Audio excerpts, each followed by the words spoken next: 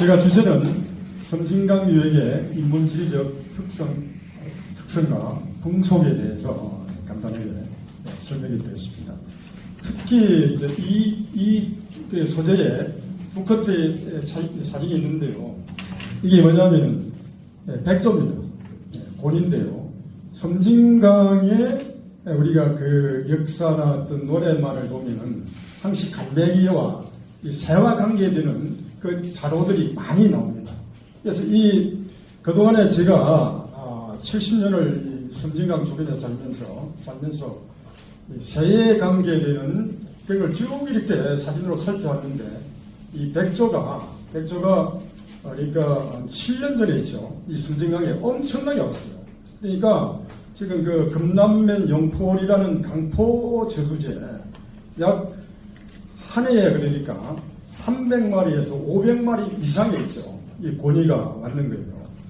그리고 나서 이제 그 주위에 보면은 철새들이 왔다가 다시 겨울이 끝나면 돌아가는 이렇게 어떤 철새들이 이동이 있었는데 여기에 보면 뭐 갈매기, 그 백조, 그 다음에 뭐 여러 가지 뭐 새들이 몰려듭니다. 그래서 이게 앞으로 섬진강이 어떤 환경적으로 많이 좋아졌구나라는 이제 그런 생각을 합니다.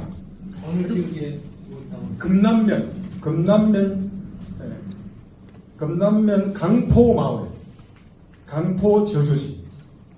그리고 또 이 섬진강 하구에는 철새들이 엄청나게 와요. 특히 뭐 갈매기, 오리, 뭐 떼새, 그러니까 저희들이 왜 이렇게 그동안에는 이 섬진강을 들렸다가 창녕 우포넘으로 간단 말이에요. 근데 그게 어느새 우포로 안 가고 여기에 그냥 안착해서 그냥 그 해에 3월달 되면 이동을 하는 거예요. 심지어 늦게 출발하는 이게 얘들은 4월 벚꽃까지도 있다가 철새가 이동하는. 그래서 이건 앞으로 다각적으로 철새 이동 경로를 좀 더 연구해봐야겠다는 그런 생각을 또 합니다. 이게 이제 우리 섬진강의 마지막 항포도 때예요. 그러니까 이게 1980년도에 이 어른이 고전분인데 섬진강을 통틀어서 마지막에 항포도 때가 사라집니다. 근데 하동에는 이 나루터가 있죠. 나루터에 강양과 하동을 합쳐서 20개가 있는 거예요. 나루터가. 왜 이렇게 나루터가 많았을까? 사람의 왕래가 굉장히 많았던 거예요.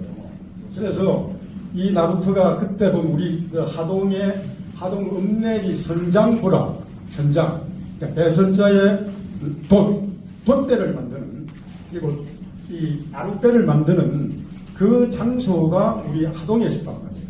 그리고 하동에 특히 또 우리 선소가 있었습니다. 배를 건치는 임진왜란 때 배를 건치는 선소가 있었고 또 이 수군 기지가 있었어요.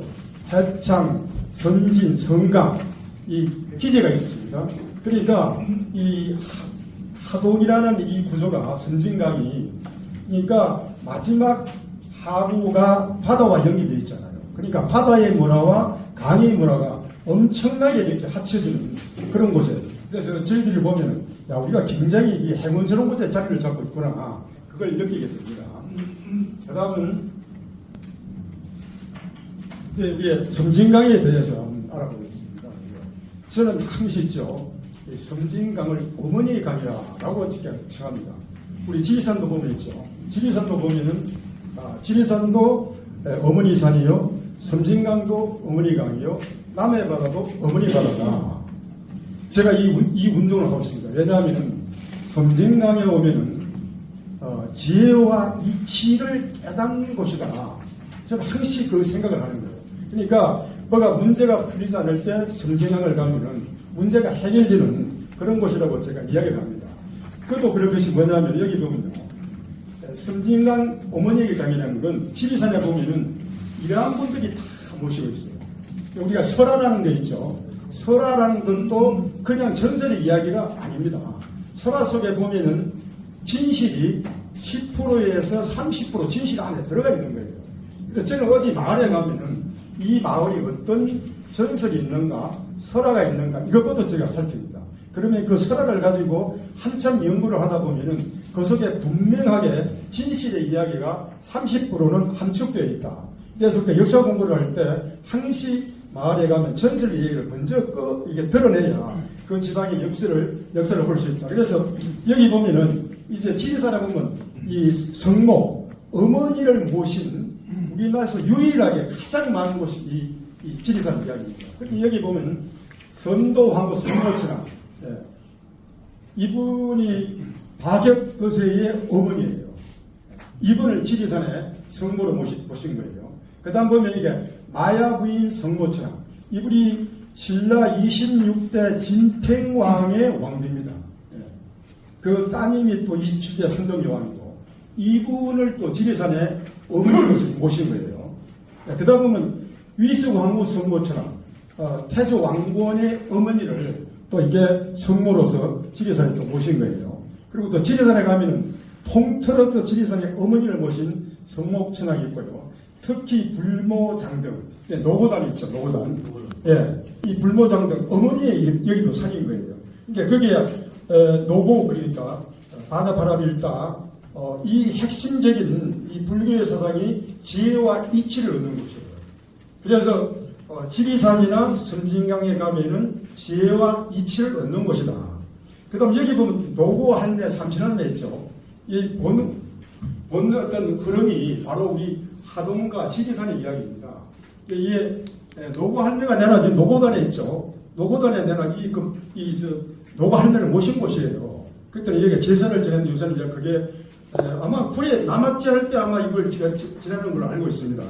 그래서 삼신한내 그러니까 점지, 그 다음에 출산, 그 다음 장수 이 어릴 때 우리가 항시 보았던 어머니가 장독에 정한줄을 떠서 비넘기기 삼신하니까 삼신하면서 우리 아들 갖게 해주고 건강하게 해주고 그런 어떤 우리의 토성문화가 바로 섬진강에 있던 토성문화입니다.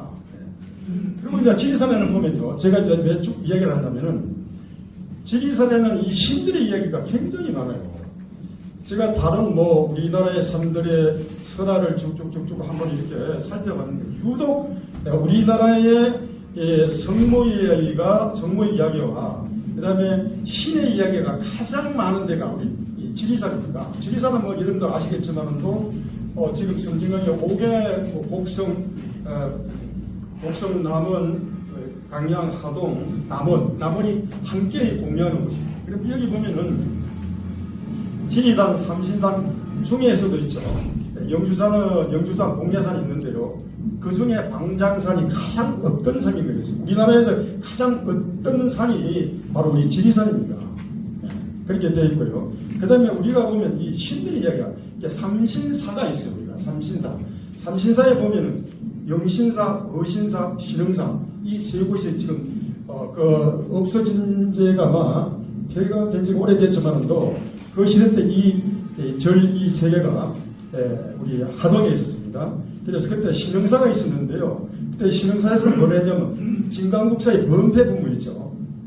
그러니까 영상 대신할 때 소리의 이야기가 바로 이 신흥사에서 다 이루어진 거예요. 그래서 그때 또 정현창의 두루산 기록을 보면은 지리산을 다 구경하고 신흥사 앞에 보면은 고원치천 선생이 쓴 세이암이 있는데 거기 앉아서 거기 돌다 오다 보니까 성녀들이 한 20명이 나비처럼 춤을 추면서 돌더라. 그게 바로 이게 범패분모의 이야기입니다. 그래서 하동이 섬진강을 중심으로 해서 범패분모의 발상지다. 또 이렇게 아시게 되어 있습니다.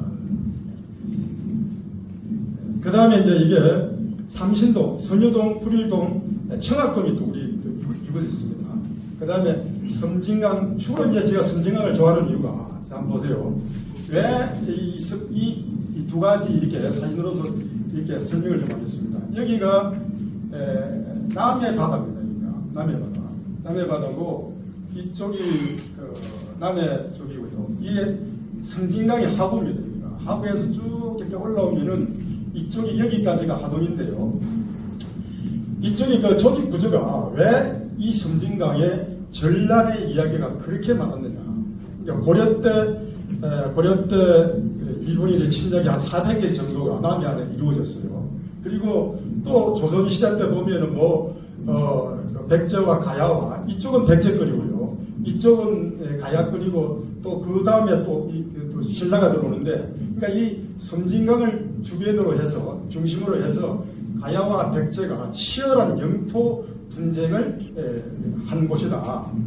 여기서부터 여기까지가 지리산입니다. 이 사진 두 카트가 약 200리의 섬진강을 그대로 나열시켰습니다. 그 다음에 섬진강의 명칭에 대해서 알아보겠습니다. 상고시대 때는 모래강, 모래내, 그 다음에 사수강, 사천, 그 다음에 사천강, 그 다음에 다사촌, 다사강. 주로 보면 여기에 보면 사자를 많이 써요. 굉장히 모래사자를 쓰는데, 여기 보면은 삼국시대 때 그런 다사강, 또 군 이름도 있죠. 다사군이라고 그랬습니다. 그 다음에 한다사강. 그러니까 한다사 신라 때 우리가 경등할 때 하동군이라고 그랬어요. 그때 뭐냐면 다사군이라고 그랬습니다. 삼국시대 때. 그 다음에 대사강은 우리 고령가야 후기 가야 때 이 대사강이라고 또 불렀더라고요. 이 빈대자를 씁니다. 그러니까 섬진강의 모래가 뱀처럼 이렇게 풀려 있어서 아마 이 대자를 써서 대사강이라 그렇게 아마 이야기하는 것 같아요. 그래서 또 고려시대에 보면은 이제 두치강이라고 해요. 두치. 이게 말두자에 그 다음에 언덕치자에 쓰는데 이 섬진강의 이 이야기가 여러 가지로 나열되어 있습니다. 여러 가지